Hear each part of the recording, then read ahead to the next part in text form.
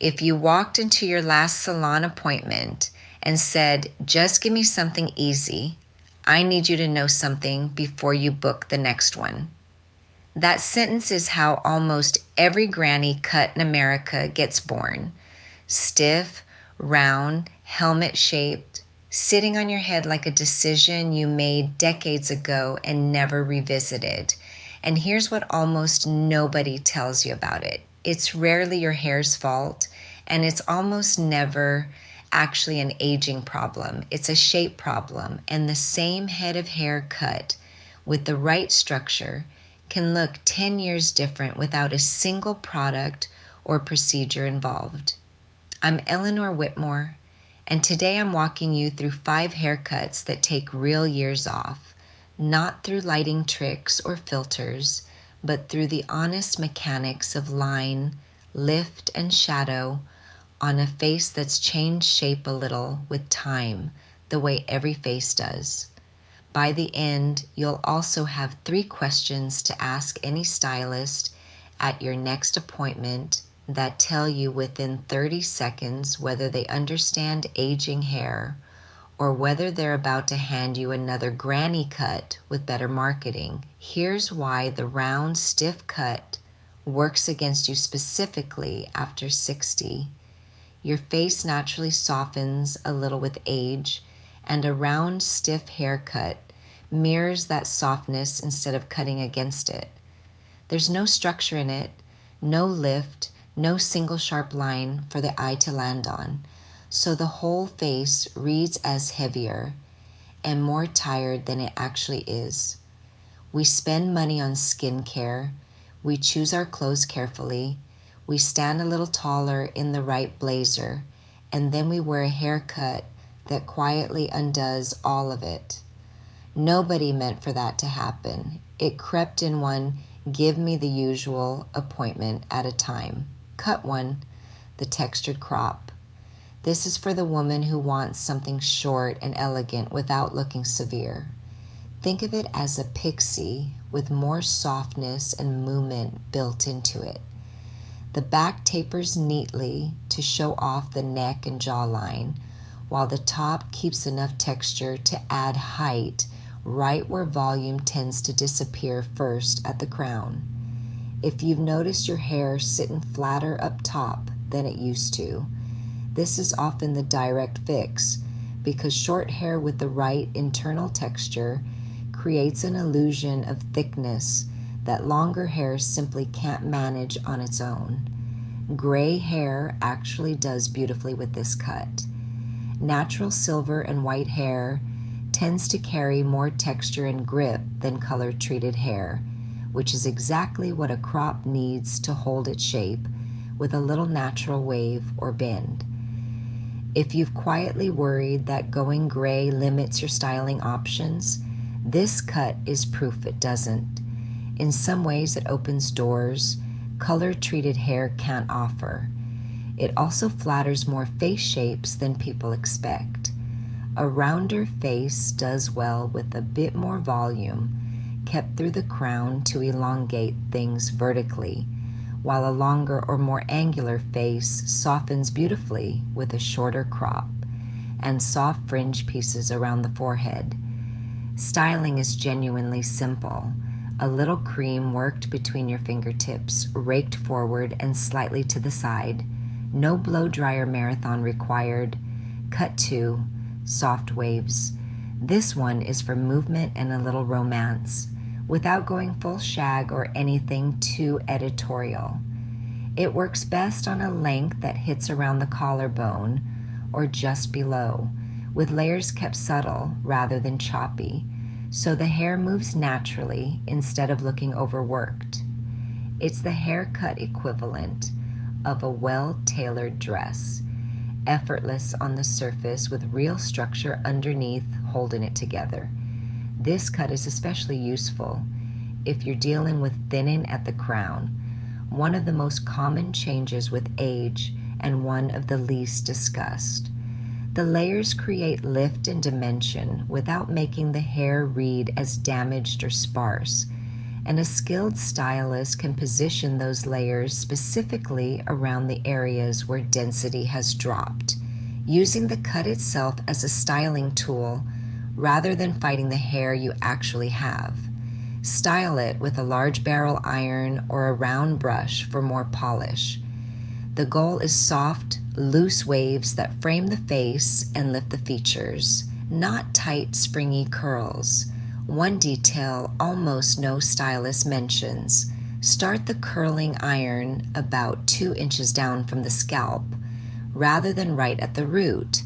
That keeps volume where you want it at the crown, while still giving you movement everywhere else. And it's the difference between a cut that looks salon fresh and one that looks like you tried too hard. Cut 3, the modern lob. Short for long bob, this sits between the chin and the collarbone, and it's the bridge for anyone not ready to go short but tired of longer hair, doing nothing for the face. What separates a modern lob from a dated one is entirely in the shape underneath. You want a blunt perimeter, with the weight removed from underneath, not visible chunky layers scattered across the top, because the wrong version of this cut can end up just as flat and lifeless as the granny cut we started with. That blunt edge makes hair look fuller and healthier, even if it's thinned over the years, and it catches light better along the clean line, giving the whole thing a glossier, more hydrated look, almost like a filter applied to your actual hair. Tuck one side behind the ear to open up the face and show off a pair of earrings, and let the other side sweep forward for softness. That small asymmetry, barely noticeable at first glance, does a lot of quiet work for how current the whole look feels.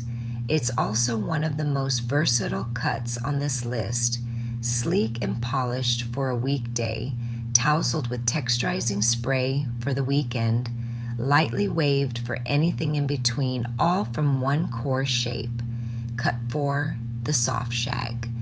If you want texture and ease without any stiffness at all, this is one of the strongest options here, and is having a real moment for good reason.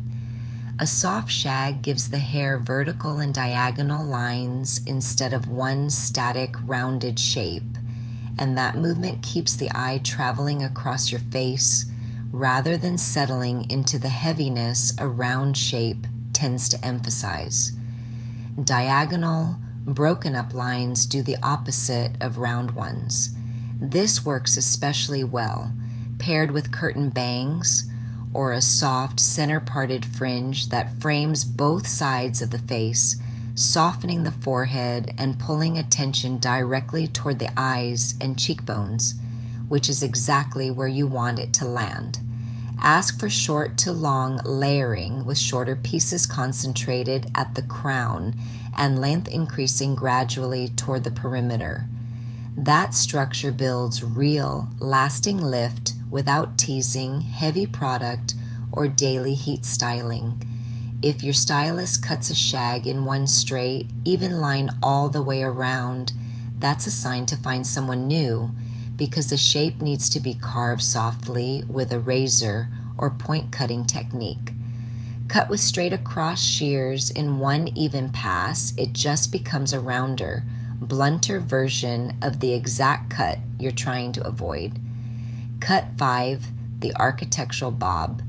If I had to pick one cut to hand every woman over 60 for the rest of her life, it would be this one without hesitation. It's sharp, clean, and reads as expensive in a way that's genuinely hard to fake with any other shape. More importantly, it creates the illusion of lift right around the jawline, which is one of the very first places most of us notice softening with age. A blunt horizontal line at the chin or just below acts almost like a visual stop sign for the eye, giving the whole face more structure and making everything above that line look firmer and more intentional.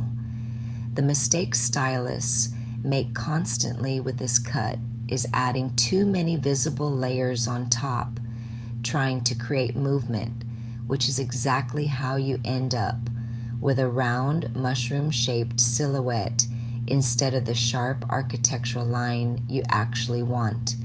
What you want instead is a blunt perimeter with internal thinning underneath, invisible from the outside, removing bulk without ever breaking that clean bottom edge. It's a genuinely different approach from traditional layering, and it's why this cut reads as far more polished than the average bob you'll see on the street.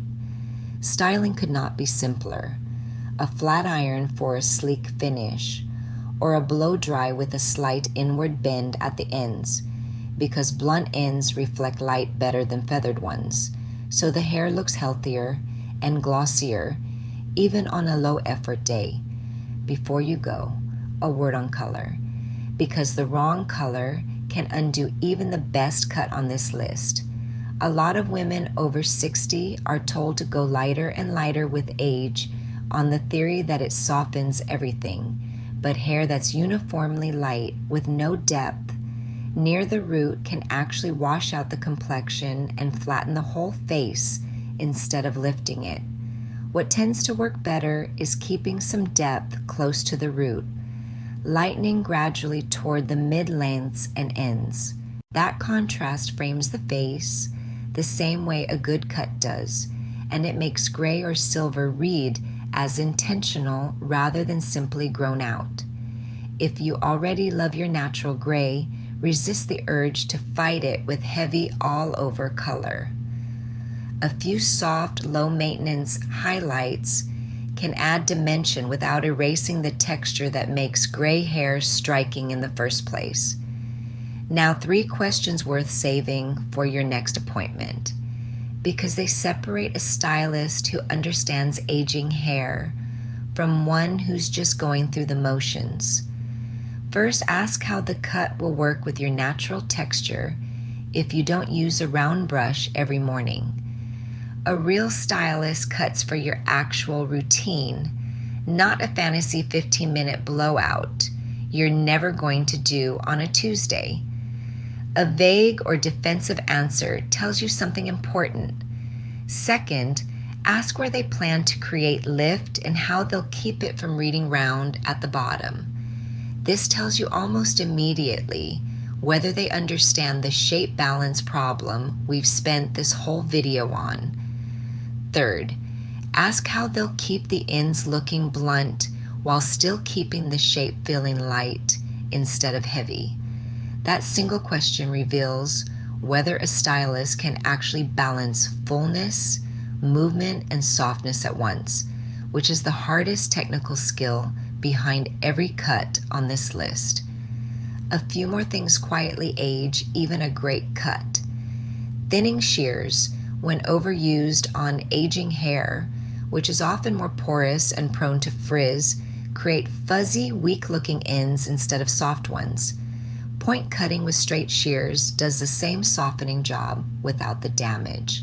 Skipping heat protectant before styling matters more than people think too, because aging hair typically has a more compromised cuticle, so heat damage shows up faster and looks rougher than it would on younger hair. And going too long between trims, even on a low-maintenance cut, lets precision-dependent shapes like these slowly drift back toward the exact silhouette we're trying to avoid. Most of these cuts want a shape refresh every 6 to 8 weeks to hold their line. One last thing worth saying plainly: your hair doesn't need to be a monument to the past. It should reflect who you are right now, not who you were 20 years ago, and not some version of low maintenance that actually just means given up on. A great cut changes more than what you see in the mirror. It changes how you stand in a room and how you feel in that split second when you catch your own reflection in a shop window and don't look away. Go to the mirror, look at your bangs, your jawline, the shape framing your face, and ask yourself one honest question. Does this haircut lift you or does it weigh you down? Tell me in the comments which of these 5 feels most like you, or which style you'd never let a stylist talk you into again. I read every single one. I'm Eleanor Whitmore, and I'll see you in the next one.